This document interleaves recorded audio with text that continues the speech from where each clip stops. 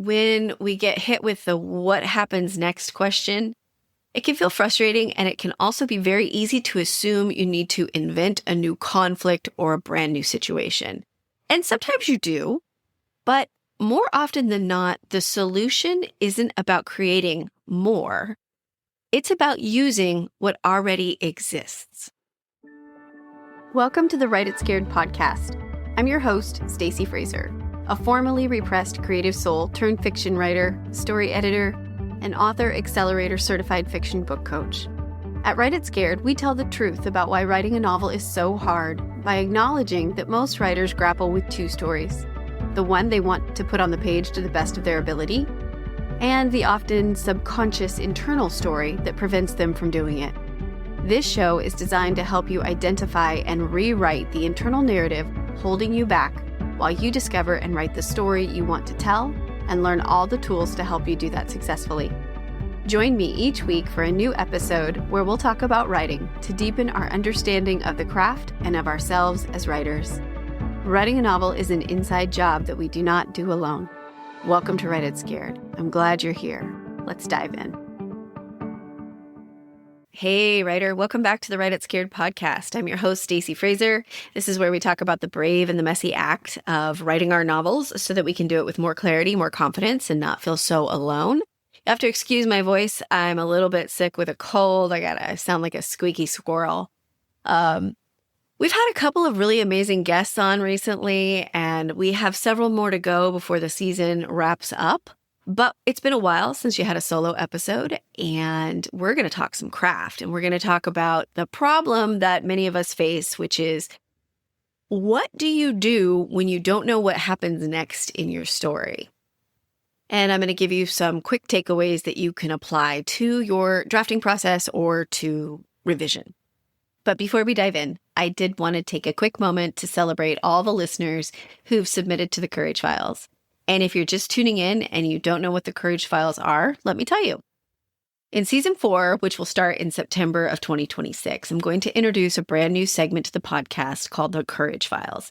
And this is about celebrating your writing wins. And I'm not necessarily talking about big, flashy ones like I got published or I finished my first draft or my revision or anything like that. Not that those aren't applicable, of course they are. But this is more about the small wins, the messy ones that are hard won, the quiet, brave moments that no one sees but you.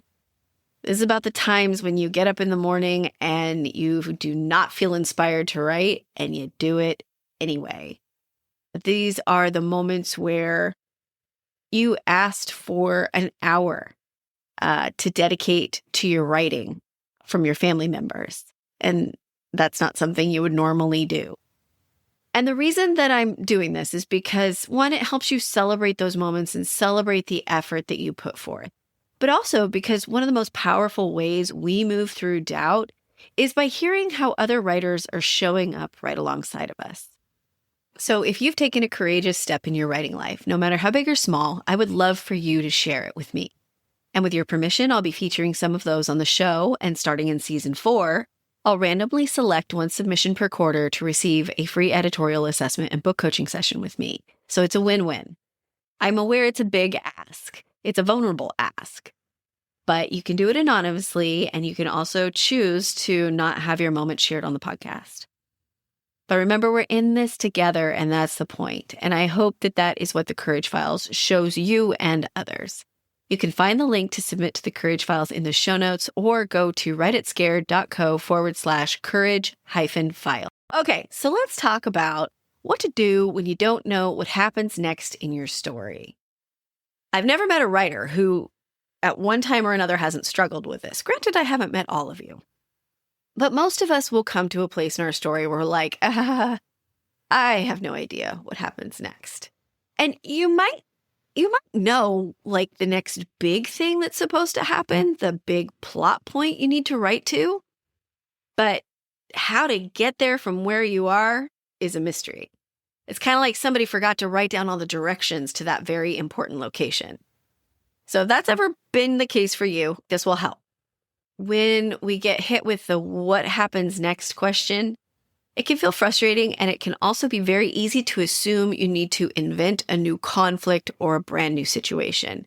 And sometimes you do, but more often than not, the solution isn't about creating more. It's about using what already exists.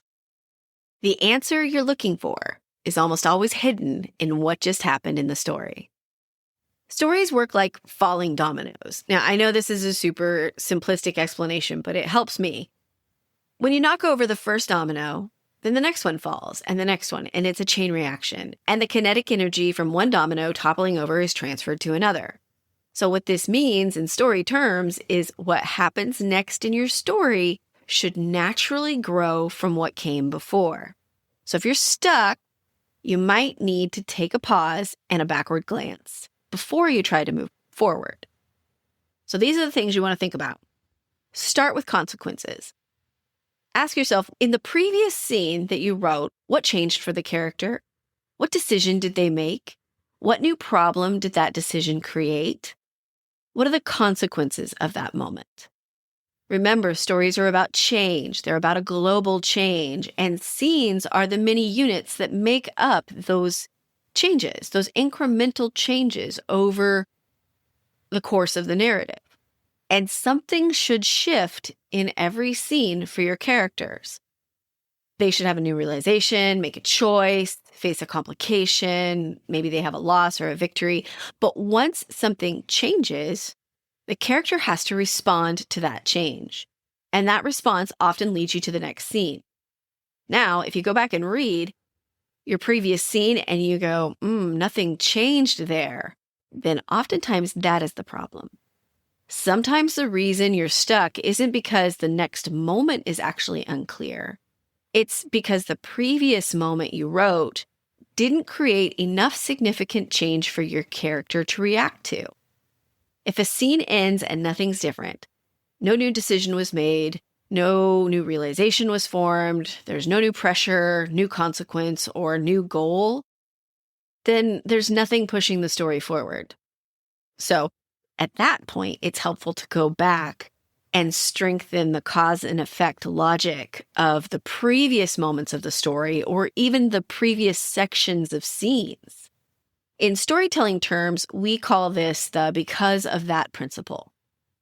The character is in pursuit of a goal, and because of that, they develop a plan and take action. And because they take action, then something else happens. And because that happens, then the next complication emerges, and then the next. But when that chain breaks or becomes a series of unlinked events, this happens, then this happens, then this happens, and so on, then the story stalls. The other thing that can help you is looking at the forces that are acting on your character or applying pressure to your character. So if you're trying to figure out what happens next, consider the pressures surrounding your protagonist and ask yourself, what is the antagonistic force in the story doing right now? What new pressure could it apply? How might this affect your protagonist? What action could it require them to take? Then think about the characters beyond your protagonist and your antagonist. Are those characters pursuing their own agendas? They should be. Should that create a response from your protagonist? Often the next step in the story comes from another character pushing, interrupting, demanding, or complicating things for the protagonist, specifically complicating their ability to get their goal. Remember, it takes more than one person to drive a story bus. Stories move forward through pressure, action, and response. So a simple rule of thumb when you feel stuck in your draft, whether you're drafting or you're revising, the problem that you're facing rarely starts in the scene you're struggling to write. And the solution is usually found by looking back at the previous pages. So go back and reread what you wrote. Track what your character was wanting, what happened, what changed, and what consequences should logically follow. Very often, the next scene is already hiding somewhere in that information. Because when something changes in your story, remember your character has to react. And that reaction is where the story moves next. And then if you're still stuck after doing this reflection, looking back at the previous scenes exercise, try writing a messy reaction scene where the character processes what just happened. How do they feel about it emotionally, practically, or strategically? And often that can help you reveal the next direction. So for recap, when you get stuck and you're facing that, I'm not sure what happens next in my story, don't automatically think that you have to invent a new situation or new conflict. Instead, step back and reread what you wrote before, what came right before the moment you're trying to draft or revise, and often that is where you will find the solution to move you forward. Thanks so much for tuning in today. I'll be back next week with a new guest. Hopefully my voice won't be so squeaky and cringy, but I appreciate you hanging in there, and I will see you next time. Thank you for listening to the Write It Scared podcast.